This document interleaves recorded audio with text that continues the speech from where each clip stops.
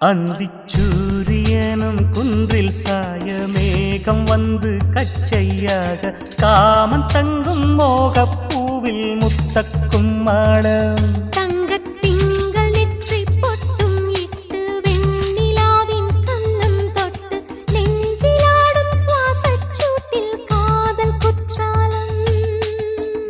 தேன் தெளிக்கும் தென்றலாய் நின்னருகில் வந்து நான் சேலை நதி ஓரமா